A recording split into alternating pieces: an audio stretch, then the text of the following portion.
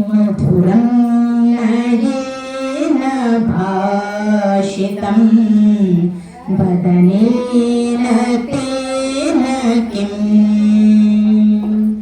దీనేన చేదయాలుతా హృదయేన తేన కిం మధురం నయేన భాషితం వదనేన తేన కిం విహితాన భక్తిరీశ్వరే న చ సాధు సంగతిః విహితాన భక్తిరీశ్వరే న చ సాధు సంగతిః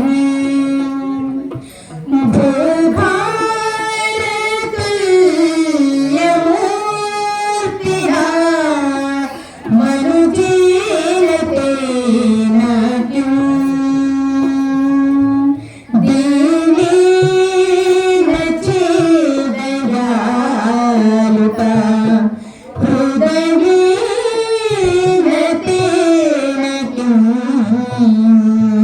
మధురం నయేన భాషితం వదనేన తేన కిం గృహమాగతస్య దుఃఖినో నితరాం బుభుక్షయా గృహమాగతస్య దుఃఖినో నితరాం బుభుక్షయా ఉదరో న జాతు పూరితో ధనికేన తేన కిం ఉదరో న జాతు పూరితో ధనికేన తేన కిం దీనేన చేదయాలుతా హృదయేన తేన కిం మధురం నయేన భాషితం వదనేన తేన కిం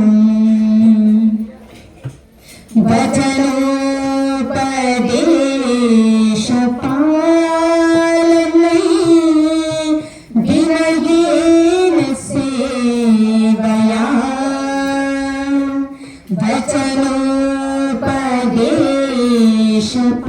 వచనోపదేశపాలనై వినయేన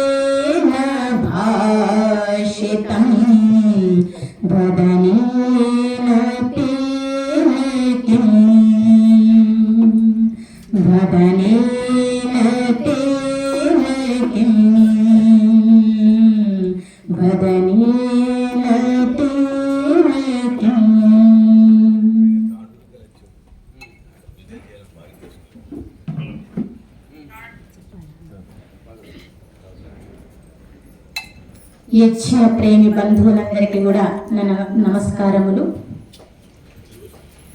దేవతుల్య అయినటువంటి ఆచార్యవర్యులకు నా అభివందనలు, అభివాదనలు.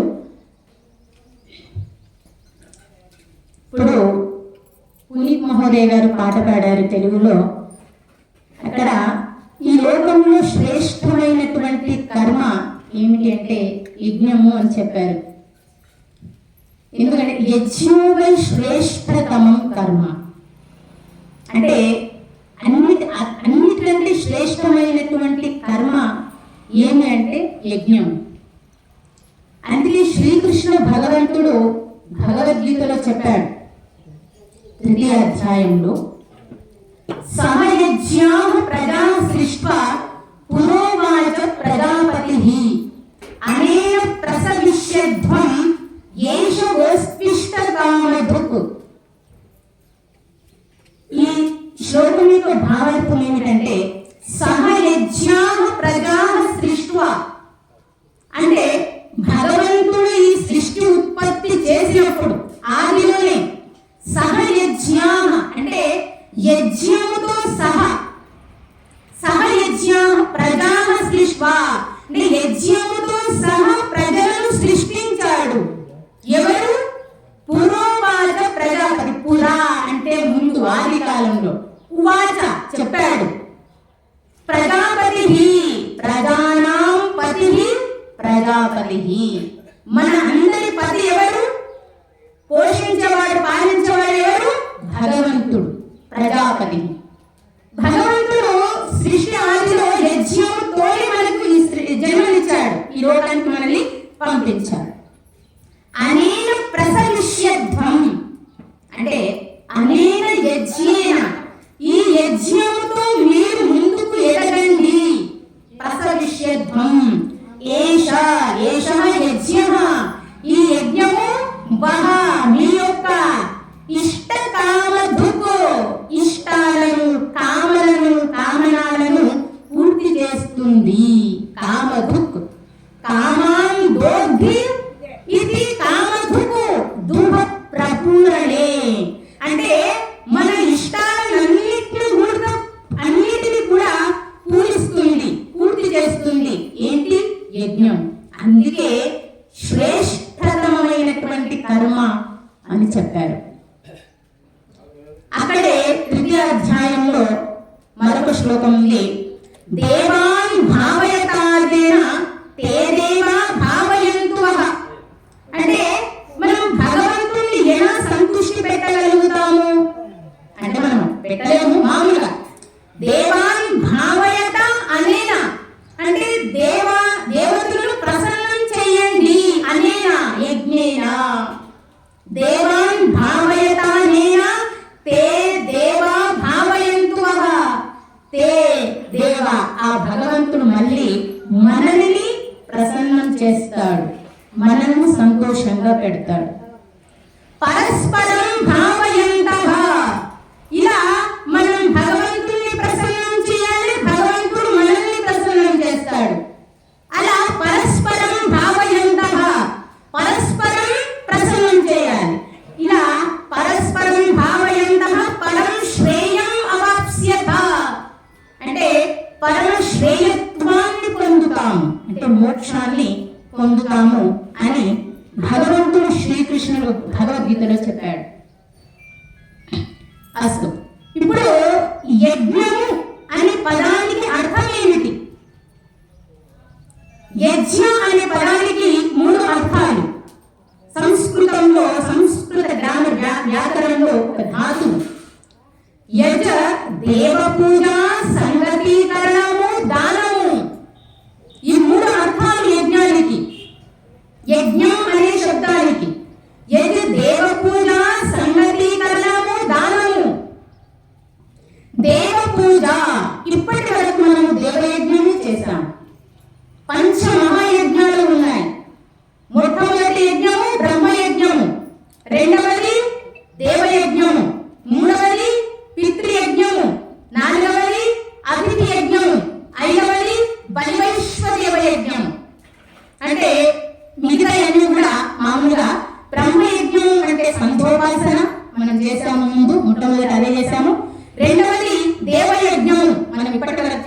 దేవయజ్ఞము. మూడవది పితృయజ్ఞము. పితృయజ్ఞం అంటే మాతా పిత ఆచార్య ఈ ముగ్గురు యొక్క సేవలను వాళ్ళకు అనుకూలంగా వాళ్ళ సేవ చేయడం, సేవా శుశ్రూషలు చేయడం, అది యజ్ఞం. అది కూడా యజ్ఞమే, ఆ సేవ కూడా యజ్ఞమే. పితృయజ్ఞము. అనంతరం అతిథి యజ్ఞము. నా తిథి అతిథి. అతిథులకు తిథి అనేది ఉండదు, వాళ్ళు ఎప్పుడు వస్తారో తెలియదు. ఇప్పుడైతే మామూలుగా ఫోన్లు వచ్చాయి, ఫోన్ చేసి చెప్తాము మేము వస్తున్నామండి మీ ఇంటికి అని, అప్పుడు మనం వంట అంతా చేసి పెడతాం.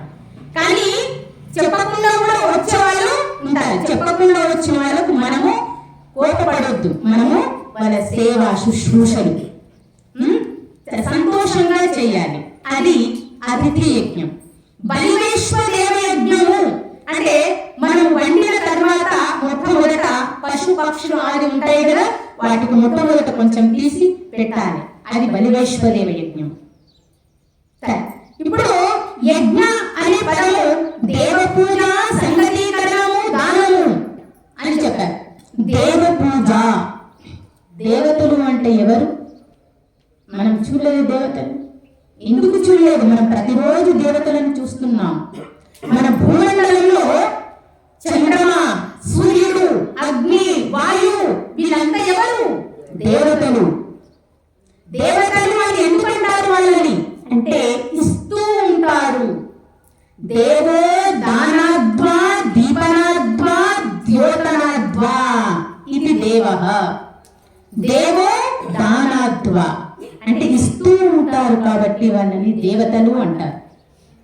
దేవో దానత్వ దీపనాద్వా అంటే వాళ్ళు ఎప్పుడు ఎల్లప్పుడూ ప్రకాశిస్తూ ఉంటారు. ద్యోతనాత్వ ఇతరులను కూడా ప్రకాశింపజేస్తారు దేవతలు. ఒక్కరోజు వెన్నెల రాకుండా ఉంటే మనం, ఒక్కరోజు ఎండ రాకుండా ఉంటే మనకి ఏమన్నా పని చేయాలనిపిస్తుందా? చక్కగా కప్పుకొని రూమ్ లో కూర్చుందాము అని అనిపిస్తుంది. బట్టలు ఎండవు, ఏ పని సరిగ్గా చేయాలనిపించదు. సూర్యోదయం అయిందని మనకు పని చేయాలనే ఉత్సాహంతో మనం పనులలో మనము వెళ్తాము. అది దానాద్వా దీపనాద్వా ద్యోతనాద్వా అంటే మనము కూడా మన కార్యాలలో నిరంతరం నడవాలని ఒక ప్రేరిస్తాయి. అనంతరం దేవో దానాద్వా అయితే సంగతీకరణము దానము. సంగతీకరణము సత్సంగతి. సత్సంగతి అంటే సతాం సంగతి, సత్సంగతి అంటే సజ్జనునికి సంగతి అంటే సజ్జనుల దగ్గరికి, గురువు దగ్గరికి వచ్చి వాళ్ళ దగ్గర వాళ్ళ మాటలు విని, వాళ్ళు చెప్పేది విని వాళ్ళ అనుసారంగా మనము నడవడం సత్సంగతి. తర్వాత దానం. ఏది? దేవ పూజ, సంగతీకరణము, దానము అంటే యావత్ ఆదానం స్యాత్ ప్రదానం తతోధికం అని చెప్పారనమాట. అంటే మనం ఎంతైతే సంపాదిస్తామో తతః అధికం, అంతకంటే ఎక్కువ దానం చేయాలట. అది.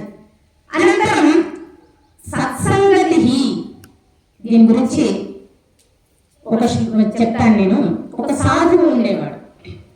ఆ సాధువు 2 చిలుకలను పెంచుకునేవాడు. ఎల్లప్పుడు అతను ఎక్కడికి వెళ్ళినా కూడా ఆ 2 చిలుకలను ఎంబడి తీసుకొని వెళ్ళేవాడు. ఎంత దూరం వెళ్ళినా కూడా ఆ 2 చిలుకలు అతని ఎంబడే అతను బాగా చూసుకునేవాడు. అయితే అతని ఆయువు పెరుగుతూ కొద్దీ ఏమైందంటే, నేను ఈ చిలుకలు నా ఎంబడి తీసుకువెళ్ళలేకపోతాను, ఎందుకంటే నేను చూసుకోలేను, నా సామర్థ్యం అంతగా లేదు ఇప్పుడు అని. నాకు కొంచెం తెలుగు భాష మాట్లాడడం కొంచెం కష్టం, కాకపోతే నేను కొంచెం తప్పులైనా కూడా అది దీనికంటే మంచి నేను హిందీ మాట్లాడగలుగుతాను, కానీ మీరు అర్థం చేసుకోండి. అయితే ఆ చిలుకలు నేను తీసుకువెళ్ళలేను నాతో పాటు అని అనుకొని ఒకటే చిలుకను తీసుకెళ్తాను నాతో పాటు, ఇంకొక చిలుకను ఆశ్రమంలోనే పెట్టేసి వెళ్తాను అని అనుకుంటాడు. ఒక చిలుకను ఆశ్రమంలో పెడతాడు, ఇంకొక చిలుకను తన ఎంబడి తీసుకొని వెళ్తాడు. కాసేపు నడిచిన తర్వాత అతనికి అర్థమవుతుంది, నా సామర్థ్యం ఈ ఒక్క చిలుకను చూసుకునేటట్టుగా కూడా అనిపించడం లేదు, ఇప్పుడు నేను దీన్ని ఎక్కడ పెట్టేయాలి, ఆశ్రమానికి దూరం వచ్చేసాం అని అనుకొని ఆ అడవిలో వెళుతూ మార్గంలో అడవిలో ఒక ఆశ్రమం అంటే ఒక జనాలు దొంగలు దోపిడీలు చేసే వాళ్ళు ఒక ఇల్లు వాళ్ళకి కనిపించింది స్వామీజీకి, సాధువుకి. అతను ఏం చేశాడు, సరే నేను వెళ్ళి వస్తాను, అప్పటి వరకు ఈ చిలుకని ఇక్కడనే పెట్టేస్తాను వీళ్ళ దగ్గర, మనకి వెళ్ళేటప్పుడు నేను రిటర్న్ అయ్యేటప్పుడు తీసుకొని వెళ్తాను. అలా వాళ్ళకు చెప్పి ఏ జనులారా మీరు ఈ చిలుకను చూసుకోండి దగ్గర, నేను మళ్ళీ వచ్చేటప్పుడు నేను తీసుకొని వెళ్తాను అని వెళ్తాడు. తర్వాత ఆ చిలుక ఒక చిలుక ఆశ్రమంలో ఉంది, ఒక చిలుక దొంగలు దోపిడీ చేసే వాళ్ళ దగ్గర ఉందన్నమాట. అయితే ఎప్పుడైతే ఆ సాధువు రిటర్న్ తన పని చేసుకొని వాపస్ వస్తూ ఉంటారో అప్పుడు ఏమవుతుందంటే ఆ చిలుక దగ్గరికి వాళ్ళ ఇంట్లోకి ప్రవేశిస్తాడు. అప్పుడు ఆ చిలుక ఏమంటారంటే వాళ్ళు ఏమంటారు, మారో చంపండి, కాటో దొంగలించండి, చంపండి అని మాట్లాడుతుంటారు ఆ చిలుక. ఎందుకంటే అది ఎవరి దగ్గర ఉంది, దొంగల దగ్గర ఉంది కదా, వాళ్ళు అదే మాట్లాడుకుంటుంటారు కాబట్టి అదే ఆ చిలుక విని అవే ఆ సాధువు ఇంటికి వచ్చినప్పుడు మారో కాటో చంపండి దొంగలించుకోండి అని ఆ చిలుక మాట్లాడుతుంటారు. సాధువుకి అర్థం కాదు, ఏమి ఇలా అంటుంది చిలుక అని అనుకుంటాడు. సరే ఆ చిలుకని తీసుకొని అతని ఆశ్రమంకి వస్తాడు. ఆశ్రమంలోకి ప్రవేశిస్తూనే అక్కడ ఇంకొక చిలుక ఉంది కదా, ఆ చిలుక ఏమంటారంటే రండి కూర్చోండి స్వాగతం, రండి కూర్చోండి స్వాగతం అని సాధువు గారిని పిలుస్తుంటారు అన్నమాట.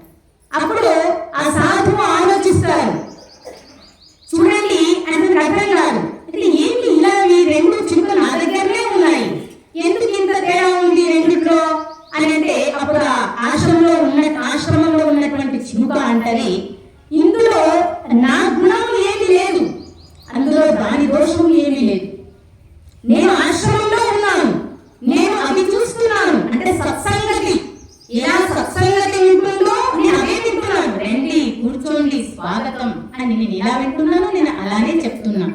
అది అక్కడ వాళ్ళ దగ్గర చంపండి తినండి దొంగలించుకోండి అది అవి విన్నది కాబట్టి అవి చెప్తుంది, దాని దోషం లేదు, వాళ్ళు ఎలా చెప్పారో అలా చెప్తుంది అది అని. అది అన్నమాట సత్సంగతి యొక్క ప్రభావం. అంటే మనం ఎలాంటి దుర్జనుల సహవాసము చేస్తే దుర్జనత్వము దుస్సంగతి అనేది వస్తుంది, సజ్జనుల యొక్క సంగతి చేస్తే మన లోపల సత్సంగతి, మంచి మాటలను మంచివిని సన్మార్గంలో మనము నడుస్తాము. అనంతరం ఈ కైకేయి యొక్క తండ్రి, రామాయణంలో కైకేయి తెలుసు కదా మీకు, కైకేయి యొక్క తండ్రి అశ్వపతి కేకయ రాజ్యం పాలించేవాడు. అతను చాలా విశ్వాసంగా తన రాజ్యంలో ఉద్ఘోషణ చేశాడు, ఏమని నమేస్తేనో జనపదే నకదర్యో నమద్యపః నానాహితాగ్నిర్ నా విద్వాన్ న స్వైరీ స్వైరిణీ కుతః.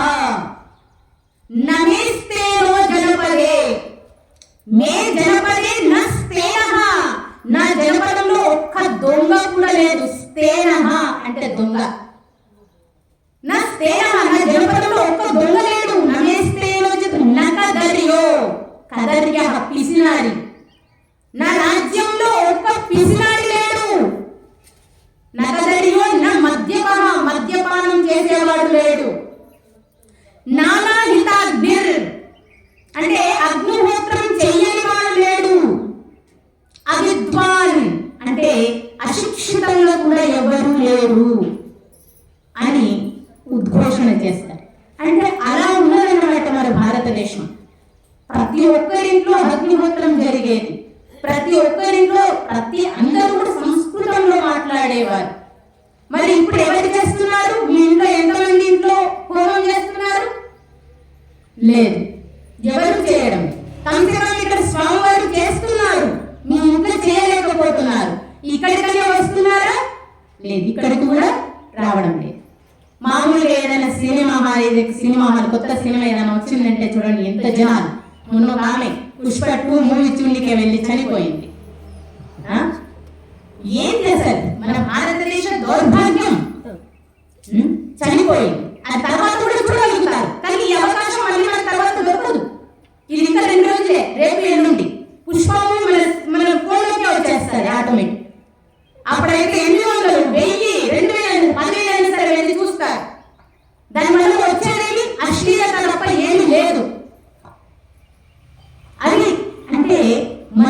మనల్ని చూసి మన ఇంట్లో వాళ్ళు నేర్చుకుంటారు. ఎక్కడికి వెళ్తున్నారు మా అమ్మ మా నాన్న, ఎక్కడికి వెళ్తున్నారు మా తాతగారు మా నాన్నమ్మ, మా అమ్మమ్మ మా తాత ఎక్కడికి వెళ్తున్నారు పిల్లలు గమనిస్తారు. చూసి వాళ్ళు కూడా అవి నేర్చుకుంటారు. దానము అంటే మనం ఎంత సంపాదిస్తామో దానికంటే ఎక్కువ దానం చేయమన్నారు. అది నేను ఎందుకంటే మనం ఇక్కడ నుండి వెళ్ళేటప్పుడు ఏం తీసుకొని వెళ్తాం చెప్పండి, ఏం తీసుకొని వెళ్ళాం, కానీ మన కర్మలే మనతో పాటు వస్తాయి. కృతం కర్మ శుభాశుభం, మనం చేసేటటువంటి కృతము అకృతము, సుకృతము దుష్కృతము, ఈ రెండు కర్మలే మనతో పాటు వస్తాయి, ఇంకా ఏమీ రాదు. నేను ఒక శ్లోకం చెప్తాను. అక్కడ ధారానగరి అని రాజా భోజుని యొక్క పేరు విన్నారా మీరు ఎప్పుడైనా? విన్నారా? రాజా భోజ్ అంటే ధారానగరి అంటే రాజా భోజుడు 5 సంవత్సరాలు ఉంటాడు. అప్పుడే అతని యొక్క తండ్రి చనిపోతాడు. తండ్రి చనిపోయినప్పుడు తండ్రి చనిపోయే ముందు వాళ్ళ తమ్మునికి చెప్పి వెళ్తాడనమాట. ఏమని అంటే, నువ్వు ఈ బాలుని చూసుకో, నా కొడుకుని చూసుకో, వీని చూసుకో, నీ కొడుకులాగా, నీ కొడుకే, నా కొడుకు అంటే నీ కొడుకే, అన్న కొడుకు తమ్ముని కొడుకు లాగానే నువ్వు చూసుకో. వాడు 12 సంవత్సరాలు 10 సంవత్సరాలు అయిన తర్వాత రాజ్యాభిషేకం చెయ్యి ఇతనిది అని చెప్పి చనిపోతాడు. సరే, ముంజు అతని యొక్క చిన్నాన్న పేరు ఏం పేరు? ముంజు. ముంజు చాలా బాగా చూసుకుంటాడు. ఇప్పుడు మన రామాయణంలో కూడా కైకేయి చాలా మంచిది, రాముడిని చాలా ప్రేమ చేసేది. కానీ ఆమె దగ్గర ఉన్న మంత్రం ఉన్నది చూడండి, పక్కన వాళ్ళు నేర్పించడం వలన మన బుద్ధి స్వయం ఉపయోగించకుండా, ఉచితం అనుచితం అని ఆలోచించకుండా పక్కన వాళ్ళ మాట పట్టుకొని నడిచి ఆమె అలా చేసింది, అడవికి పంపించింది. ఇక్కడ కూడా ముందు చాలా మంచోడు, కాకపోతే పక్కన వాళ్ళు ఉంటారు కదా, ఇంకా బాలుడు పెద్దగెత్తున్నాడు, రాజ్యాభిషేకం చేస్తావు, ఇంకా నీకు ఒక దాసులాగా సేవకుల్లాగా ఉండిపోతావు, నీదేమీ ఉండదు రాజ్యంలో అని చెప్తుంటారనమాట. సరే, అయితే అతనికి మనసులో ఆలోచిస్తాడు, నిజమే కదా, తర్వాత నాకు ఏముంటది రాజ్యంలో అని ఆలోచించి, సరే అయితే పక్కన ఉన్న సైనికులకు ఆదేశిస్తాడు, ఇతన్ని తీసుకెళ్ళండి, గడ్డం అంటే గొంతుని నరికి ఆ తల్వార్ ఆ ఖడ్గం ఏదైతే ఉంటుందో ఆ రక్త సించితమైనటువంటి తనకు ప్రూఫ్ కావాలి కదా, నువ్వు చంపినావా లేదా. బాలుడు చాలా మంచోడు, సైనికులకు ఆదేశించాడు, మీరు వెళ్ళండి, ఇతన్ని చంపి ఆ ఖడ్గాన్ని తెచ్చి నాకు చూపించండి, ఆ రక్త సించితమైనటువంటి ఖడ్గాన్ని. సరే అని సైనికులు చాలా బాధతో తీసుకొని వెళ్తారు. బాలుడు వెళ్తున్నాడు, అతనికి అర్థం కాదు ఎక్కడికి తీసుకెళ్తున్నారు. రామాయణంలో కూడా అదే కదా, లక్ష్మణుడు తీసుకెళ్తాడు, సీతకు తెలియదు ఎందుకు తీసుకెళ్తున్నారు. చివరికి వదిలేసి వెళ్ళినాక తెలుస్తుంది, నన్ను వదిలేసి వెళ్ళాలి ఇదంతా జరిగిందని. అట్లానే నన్ను ఎందుకు తీసుకెళ్తున్నావు అడవిలోకి అని భోజు అడుగుతాడు సేనాతో. అప్పుడు అతను చెప్తాడనమాట, మెల్లగా మొహం మీద కనిపిస్తుంది అనమాట, సేన యొక్క మొహం మీద, నేను ఇలా చంపాలి ఈ బాలుడు, ఇంత మంచోడు, ఇంత చిన్నవాడు, నేను నా చేతులతో ఎలా చంపాలి అని చాలా బాధపడుతున్నాడు. అప్పుడు నువ్వు ఎందుకు బాధపడుతున్నావు, నువ్వు ఒకరి చేతి కింద ఉన్నావు, ఒకరు ఆదేశించడం వల్ల నువ్వు ఆ కార్యంలో ప్రవృత్తం అవుతున్నావు, అంటే నీది ఇక్కడ ఏం తప్పు లేదు. కాకపోతే నన్ను చంపే ముందు నేను ఒకటి రాసిస్తాను, అది తీసుకెళ్ళి మా చిన్నాన్నకి ఇవ్వండి అని చెప్తాడనమాట. సరే ఇవ్వండి, కానీ నేను చూపించాలి కదా, మళ్ళీ నన్ను అది చేస్తారు, నేను ఖడ్గం చూపించాలి కదా ముందు. అయితే ఏమంటారంటే, అడవిని తీసుకెళ్తారు కదా, ఏదైనా పశువుని చంపి దాన్ని తీసుకొని వెళ్ళండి, ఖడ్గాన్ని రక్త సించితమై వెళ్తాడు. అలానే వేసి ఏదో ఒక జంతువుని చంపుకొని తలవారిని తీసుకొని వెళ్తాడు ఖడ్గాన్ని. వెళ్ళిన తర్వాత చెప్తాడు, ఇలా చంపేస్తాను, కానీ చంపే ముందు మీకు ఇది చదవండి అని చెప్పారు, రాసిచ్చారు అని చెప్తారు. ఆ పత్రంలో ఏం రాస్తారంటే, మాంధాతాచమహీపతి కృతయుగ లంకార భూతోగతః. మాంధాత కృతయుగంలో, సతయుగంలో మాంధాత అనే మహీపతి, మహి అంటే పృథివీ, పతి అంటే రాజా, అంటే రాజా అయ్యాడు కృతయుగంలో. అతను 100 రాజసూయ యజ్ఞాలను చేశాడు. అటువంటి గొప్ప మహారాజా మాంధాతాచ మహీపతి కృతయుగ లంకార భూతోగతః అంటే భూమి నుండి అతను కూడా వెళ్ళిపోయాడు. రాజసూయ యజ్ఞాలను చేసిన వాడు కూడా వెళ్ళిపోయాడు. తర్వాత సేతుర్యేన మహోదధౌ విరచితః వాసౌ దశాస్యాంతకః. ఏన రామేణ, ఎవరి ద్వారా? రాముడి చేత సముద్రంలో సేతు నిర్మించబడింది. దశముఖ రావణుని హంతం చేశాడు. అతను కూడా ఈ భూమిని వదిలేసి వెళ్ళాడా? లేదా? ఉన్నాడా? వెళ్ళాడు కదా. అదే సేతుర్యేన మహోదధౌ విరచితః, సముద్రంలో సేతు నిర్మించాడు రాముడు. దశస్యాంతకః, దశముఖ రావణుని హననం చేశాడు. తర్వాత అన్ని చాపి యుధిష్ఠిర ప్రభృతయః యాతాదివం భూపతే. అన్ని చాపి ఇంకా కూడా మహారాజులు అయ్యారు. అన్ని చాపి యుధిష్ఠిర ప్రభృతయః, యుధిష్ఠిర వీళ్ళు కూడా మహారాజులు అయ్యారు. యాతాదివం భూపతే, ఈ భూమి నుంచి భూమి వదిలేసి వెళ్ళిపోయారు. తర్వాత నైకే నాపి సమం గతా వసుమతి, ఏకేనాపి సమం గతా వసుమతి, ఒక్కరితో పాటు కూడా ఈ పృథివీ వెంబడి వెళ్ళలేదు. ఏకేనాపి సమం తోడుగా, గతా వెళ్ళలేదు, సమం గతా వసుమతి పృథివీ ఎవ్వరితో పాటు కూడా వెళ్ళలేదు. ముంజత్వయా యాస్యతి, నూనం త్వయా యాస్యతి, హే ముంజ నూనం అవశ్యం నువ్వు తీసుకెళ్లేటట్టు ఉన్నావు. వాళ్ళందరూ తీసుకెళ్ళలేదు, కానీ నువ్వు మాత్రం కంపల్సరీగా ఖచ్చితంగా తీసుకువెళ్ళేటట్టు ఉన్నావు అని అన్నాడన్నమాట. అప్పుడు ఆ ముందుకి తన చేసినటువంటి కుకృత్యము గుర్తొచ్చి ఏడవడం స్టార్ట్ చేస్తాడు.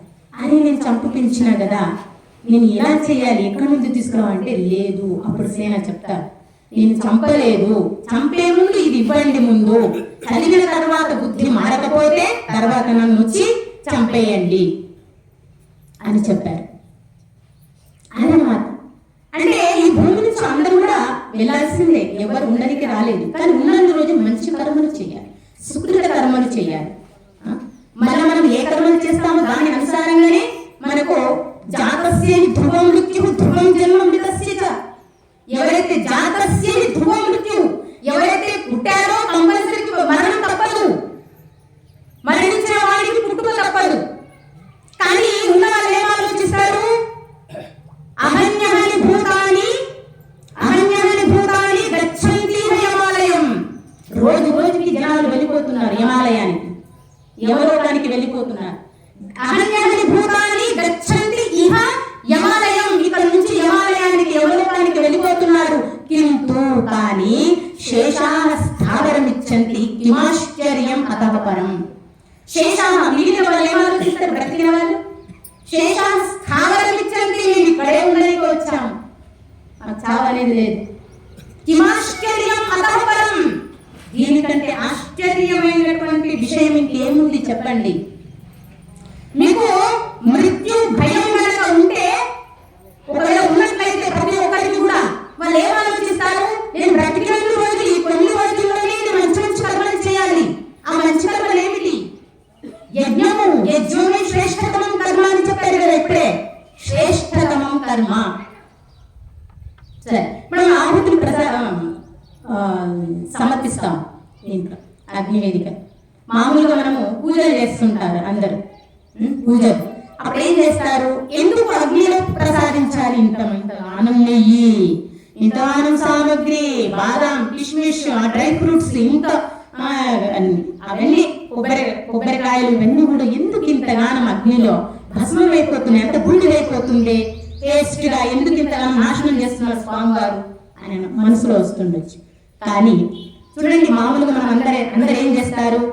దేవుని ముందర ఇస్తారంలో భోగం పెడతారు కదా, కానీ దేవుడు తింటారా?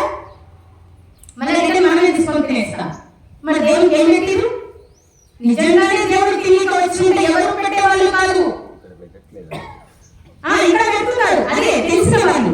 అంటే ఇక్కడ అగ్నిపై దేవానాముఖం, దేవతలకు మనం వాస్తవికంగా ఇవ్వాలి అంటే అగ్నిర్వై దేవానాముఖం, దేవతల యొక్క ముఖం ఏమిటి అంటే అగ్ని.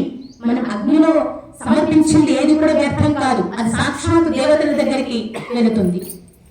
అందుకే స్వాహాకృతం అభిరదంతు దేవాః. స్వాహాకృతం, మనం ఎప్పుడైతే స్వాహాని గట్టిగా చెప్పి ప్రేమతో శ్రద్ధతో చెప్తామో అభిరదంతు దేవాః, అప్పుడే దేవతలు వచ్చి తింటారంట మన భోజ్యంని. అలా మీరందరూ కూడా చాలా సంతోషము.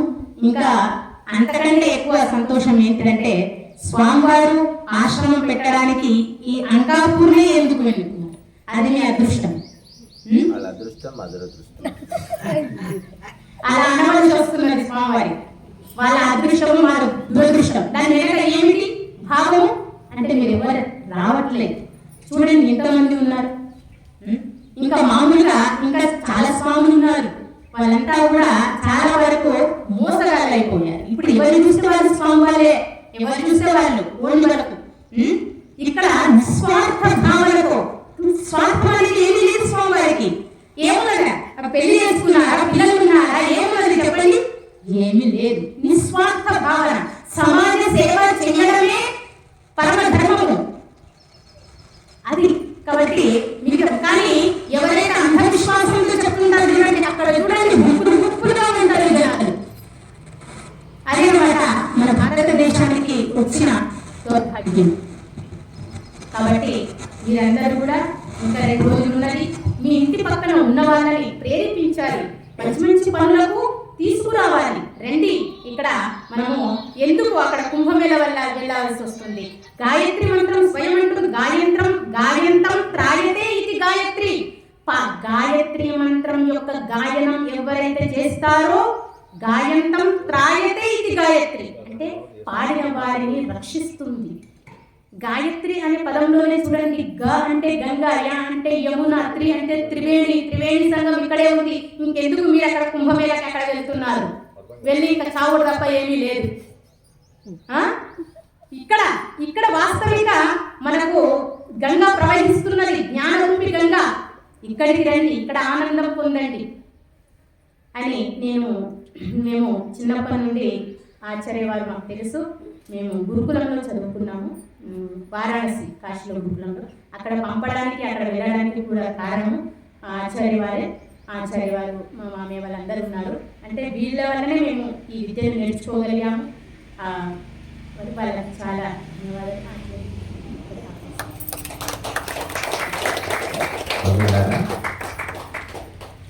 మరి హిందీలో ఎక్కువ అలవాటు ఉంది, తెలుగులో తక్కువ ఉంది కాబట్టి కొద్దిగా అక్కడక్కడ శబ్దాలు సరిగా చెప్పలేకపోయారు.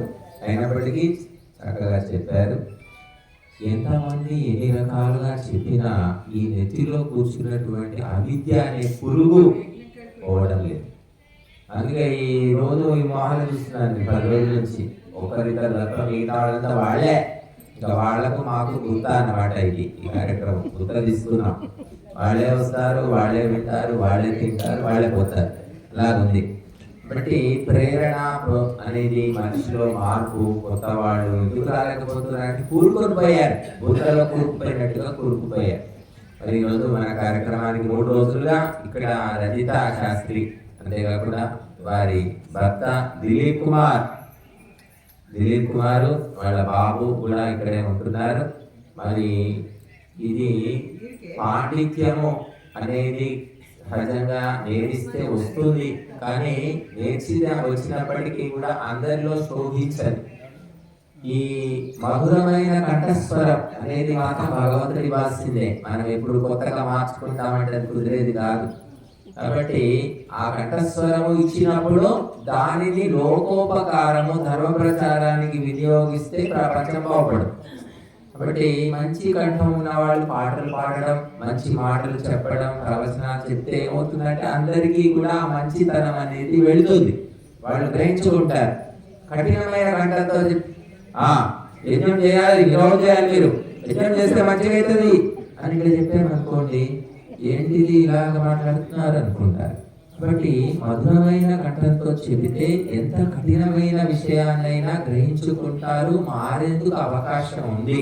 కాబట్టి మరి మధురమైన కంఠంతో పాటలు పాడటమే కాకుండా చక్కటి ప్రవచనం కూడా చెప్పారు.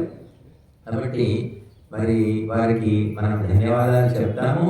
అలాగే మరి ఇక్కడ ఏమిటంటే ఈ ఆశ్రమం పరిస్థితి ఏమిటంటే దీనికి ఫండింగ్ లేదు, అంటే మూల నిధి అనేది ఏమీ లేదు. ఇప్పుడు జరుగుతుందంటే అదేదో దైవికంగా జరుగుతుంది. ఇక్కడ ఒక పైసా కూడా ఇక్కడ నెలకి ఏమీ లేదు, ఇక్కడ ఆదాయం లేదు.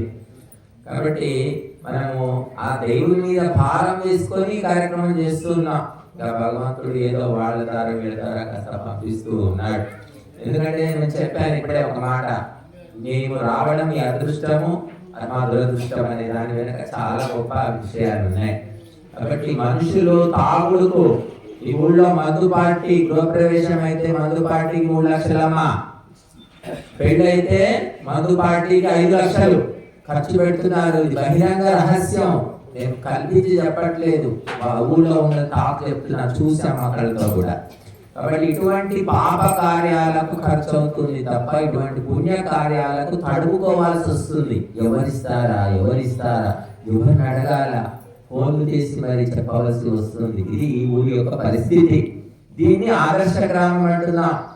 కనుక ఆదర్శం ఎక్కడ? మర్యాద పురుషోత్తముడు సీతారాములు ఆదర్శ దంపతులు. ఎక్కడుంది ఆదర్శం? కాబట్టి ఆదర్శంగా బ్రతకడం అంటే కత్తి మీద నడవడమే, కత్తి మొన మీద నడవడం, తాడు మీద నడవడం, ఆదర్శంగా ఉండడం. మేము అలా చేస్తున్నాం కాబట్టి ఇలా ఉన్నాం. కాబట్టి ధర్మ కార్యాలకు ఖర్చు చేయాలన్నా ఇవ్వాలన్నా పుణ్యాలక్ష్మి మాత్రమే పనికి వస్తుంది, పాపి లక్ష్మి పనికి రాదు అని చెప్పారు. మరి ఇదే ఊరి వాళ్ళు మనకు లక్షలు ఇచ్చారు వెడ్డింగ్ కు, ఇవ్వలేదని కాదు, దానికి ఇవ్వగలిగారు, దీనికి ఇవ్వలేకపోతున్నారు. అదే పాపి లక్ష్మి పుణ్యాలక్ష్మి యొక్క తేడా. ఇది ధర్మ కార్యం, బిల్డింగ్ ఏముంది, ఇది మెటీరియలిస్టిక్ భౌతికం. ఎవరైనా ఇవ్వచ్చు, పాపపు సొమ్ము పనికి వస్తుంది, పుణ్యం సొమ్ము అన్ని పనికి వస్తుంది. కానీ యజ్ఞానికి పాపపు సొమ్ము పనికి రాదు. కాబట్టి పుట్టడం లేదు ఇక్కడ. ఇక్కడ మన పద్మమ్మ గారు ఉన్నారు, వారి కుటుంబం తరఫున 20 కేజీ నెయ్యి పంపించారు. 25 ముందు ఇచ్చాడు 5 కిలోలు, మొత్తం 25 కిలోలు నెయ్యి ఒక కుటుంబం వాళ్ళు నిజామాబాద్ నుంచి పంపించారు. మరి ఊళ్ళో ఏమైంది? 25 కిలోలు, 5 కిలోలు కూడా గతి లేదు. మేమన్ని పేరు రాశారు, ఎవరు ఎక్కువ ఇచ్చారు? కాబట్టి ధర్మ కార్యాలకు అందుకోసమే పాపి లక్ష్మి పనికిరాదంటే ఎంత పాప లక్ష్మి ఇక్కడ జమైపోయింది. సామగంగారెడ్డి ఒక ఆయన 5 కేజీలు నెయ్యికి ఇచ్చారు. కాబట్టి మొట్టమొదటి కార్యక్రమం మొదలు పెట్టడానికి మనకు రాజిరెడ్డి గారు వారు నెయ్యి ఇచ్చారు. కాబట్టి డబ్బు లేదని కాదు, ఉంది, కానీ అది మంచి పనికి రావడం లేదు. అది ఎక్కడికి పోతుంది? హాస్పిటల్కి పోతుంది, వైన్ షాప్కి పోతుంది, మటన్ షాప్కి పోతుంది, ఇంకేదో క్లబ్లకు పోతుంది, ఎక్కడ పోతుంది. ఈ ఊళ్ళో అన్ని ఊళ్ళో అంతే ఉండొచ్చు, ఇక్కడ ఉన్నాం కాబట్టి ఊరి సంగతి మాకు తెలిసింది. కాబట్టి ఏ ఊరు అన్ని ఊళ్ళో గొప్పగా ఉన్నాయని చెప్పలేం. ఇది చెప్పేవాళ్ళు లేరు, చెప్పితే కూడా కోపం, చేసేవి లోపాలు, చెప్పితే కోపాలు అన్నట్టుగా ఉంటుంది ప్రపంచం. కాబట్టి మేము వ్యక్తిగతంగా ఎవరిని అనడం లేదు, పరిస్థితి చెబుతున్నాం, లోక పరిస్థితి ఇలా ఉంది. కాబట్టి ధర్మము భారతదేశంలో బిక్కు అనుకుంటూ బతుకుతుంది, కుందేలు పిల్లలాగా. ఒక మాంసాహారులు ఉండే కాలనీలో కుందేలు పిల్ల వచ్చింది అనుకోండి, లేదా మేక పిల్ల వస్తే ఏమవుతుందంటే ఎవడో పోసుకొని తినేస్తాడు. అప్పుడు ఆ మేక పిల్ల భయంగా పెడుతూ ఉంటుంది, ఎవరు తినేస్తారో అని. అలాగే ధర్మము కూడా భయంగా బతుకుతుంది ఇక్కడ. కాబట్టి మనం అందరం కూడా అందుకోసమే ధర్మాన్ని తెలుసుకొని ధర్మానికి సమర్పించాలి. అప్పుడే మన జీవితంలో మార్పు వస్తుంది. కూడబెట్టి చేసేది ఏమీ లేదు. డాక్టర్లకు, పరీక్షలకు, ఆపరేషన్లకు తప్ప ఇంకెందుకు పనికిరాదు. కాబట్టి మీరందరూ కూడా ఎంతో కొంత ఇక్కడ సమర్పించండి. ఇది కేవలము యజ్ఞ కార్యానికి మాత్రమే ఉపయోగపడుతుంది. అలాగే మనకు హరిదాస్ గారు సాయంత్రం ఉంటారు కదా, మీరు ఎందుకు వెళ్తారు? ఏం కార్యక్రమం? రేపు వస్తారా? చూసారా, ఎవరికి వాళ్ళు బిజీ ఉన్నాం, పండితులను కూడా. కాబట్టి మరి మనుషులు దొరకడమే అపురూపంగా ఉంటుంది. హరిదాస్ గారు మీరు 10 నిమిషాలు చెప్తారా? రండి. ఎలా అడే కూర్చోండి, తీసుకోండి. అమ్మ మీరు అట్టే కూర్చోండి.